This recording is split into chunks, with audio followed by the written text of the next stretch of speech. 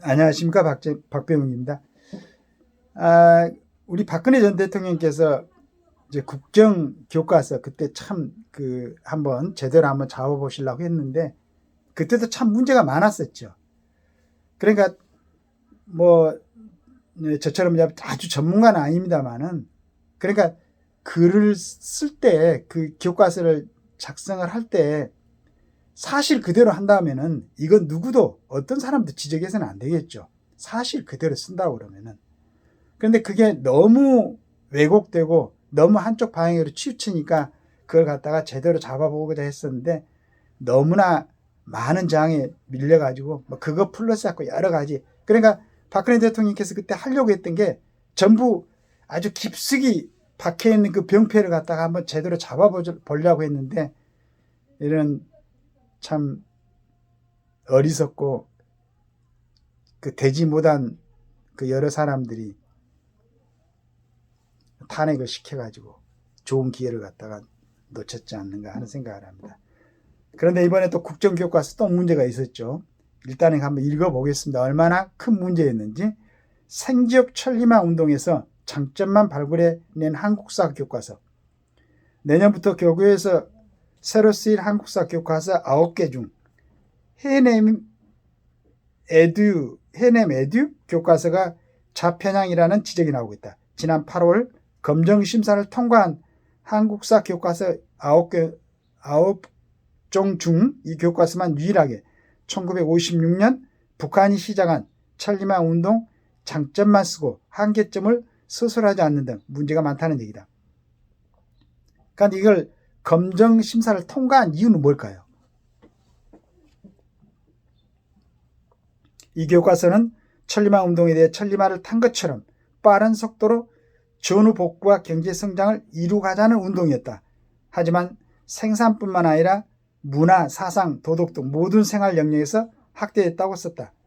다른 교과서들은 유일지배체제의 기반 마련에 이용, 강제 동원하는 방식이라 점차 한계 등으로 한계점을 명확히 적은 것과는 차이가 있다. 이 교과서는 새마을운동에 대해서는 유신체제를 정당화하였다는 비판도 받았다고 부정적 측면을 함께 수술했다. 이 출판사 교과서는 또 북한 핵무기 보유에 대해 핵 보유국 지위에서 미국과 협상해 체제를 보장받으려는 의도라는 북한 입장을 비판 없이 그대로 담았다. 김일성이 6.25 전쟁 이후 전개한 천리마 운동은 새벽별 운동, 천삽두고 허리 한 번 펴기 운동 같은 구호에서 짐작할 수 있듯이 주민들을 쥐어짜면서 희생을 강요하는 운동이었다. 물질적 보상이나 자금 투입, 기술 지원 없이 더 많은 사람이 더 오래 일하는 것만 독려하다 보니 반짝 효과가 나타났다가 오래가지 못하고 실패할 수밖에 없었다. 궁극적으로 고난의 행군과 대규모 탈북이라는 생지옥을 초래했다는 것이 엄연한 역사적 사실이다. 그럼에도 김정은은 말리마 운동이라는 이름으로 주민 착취 시도를 계속하고 있다. 천리마에서 이제 말리마로 한 모양이에요. 반면 새마을운동은 개발도상국 등 여러 국가가 농촌 발전 모델로 삼기에 배우러 오고 있는 것 굳이 덧붙일 필요도 없는 사실이다. 북한 관련은 장점만 쓰고 한국 일은 비판까지 쓰는 것은 전형적인 좌편향 서술 방식이다. 저자 눈에는 그렇게 보이는 것인지 자신의 눈까지 속이는 것인지 알 수 없는 노릇이다.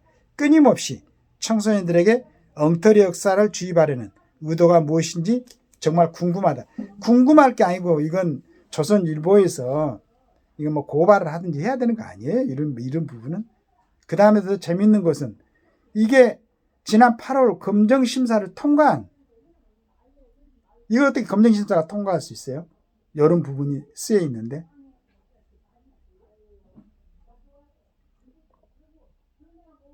얘들이 보이는, 이제 대학에서 기본적인 교육을 다 마친 성인이 돼가지고 대학에서는 본인들의 뭐 치사 선택에서 궁금할 수도 있으니까 이게 뭐 이런 게 있구나, 저런 공부도 할 수 있고 저런 생각을 잠깐 뭐 이렇게 있죠. 그런데 이제 그런 사람들이 국가 정책에 참여하거나 뭐 공직에 근무한다 그러면 안 되겠죠. 왜냐하면 우리나라는 그 정해져 있으니까 헌법상으로 국가 정체가 거기에 맞는 사람들이 공직에 하고, 그런 생각을 갖고 있으면 자기 나름대로 다른 데서 이제 밥벌어 먹고 살아야지. 근데 자꾸 갔다가 그런 사람들이 국가를 운영하고 큰 국가 운영에 영향을 주는 그런 자리에 오면 안 되잖아요. 그렇죠. 그런데 고등학교 학생들을 가르치는 교과서에다가 이런 내용을 썼는데 검정을 통과하는 거. 그 다음에 이걸 어떻게 뭐 제재를 할 수 이런 건 없는가요? 이것도 어떤 뭐 사상의 자유에 들어가는 건가? 도대체 법률적으로 뭘 규제를 하는 건가?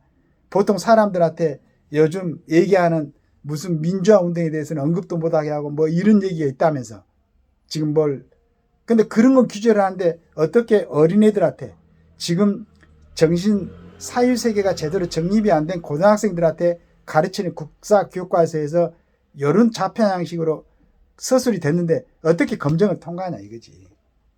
그러니까 이걸 먼저 보고 예전에 우리 박근혜 대통령께서는 정리를 하려고 했었는데 이게 반대가 있어가지고 그 정리를 못했었죠. 그때 반대했던 사람들이 도대체 누구야? 그 다음에 정상적으로 정부가 들어섰다고 기대하고 있는 국민들이 볼 때는 이런 부분이 검증에 애들이 배우는 교과서에 이런 내용이 실린 걸 갖다가 통과가 됐다는 그게 문제가 아니겠어요? 도대체 여기에 참여하고 있는 사람들은 어떤 기준으로 이걸 교과서 검증 심사를 하고 있는가 그게 궁금하네요. 아니 내가 궁금해서 그러는 거예요. 내가 혹시 생각이 틀릴 수도 있으니까. 그러면 우리한테 설명을 해줘야지. 즉 말해서 여기에 이렇게 나왔으니까 이번에 검증 거기에서 통과를 시킨 그 사람들은 국민들한테 해명을 해야 되는 거 아니에요? 정당성을. 고등학생들한테 가르칠 내용에 이게 들어가 있으면은 우리 대한민국 국민들은 누구나 다 이상하게 생각할 텐데 왜 이걸 교과서에 실어도 괜찮은 걸 갖다가 타당성을 갖다가 이 사람들을 내세워가지고 어느 시간을 정해가지고 공영방송을 통해가지고 해명을 하라고 그랬어요. 그래서 국민들을 설득시켜야지. 그게 이해가 되면 괜찮죠.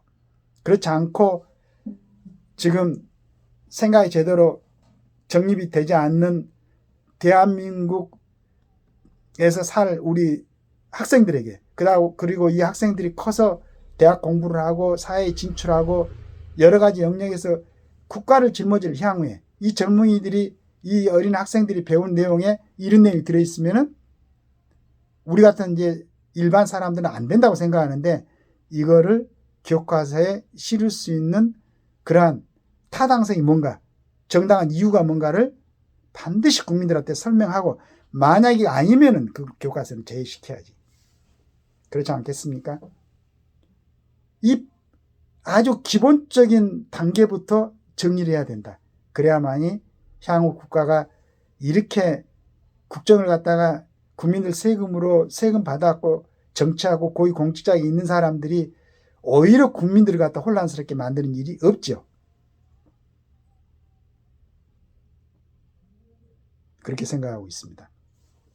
이거 한번 관련된 정부 기관에서나 다시 한번 특히 이제 그 언론 같은 데서나 해가지고 정확하게 짚어주길 바라겠습니다. 이 어린애들한테 이렇게 이게 왜곡된 내용이 전달이 되면 어떻게 되겠습니까? 그렇죠. 감사합니다.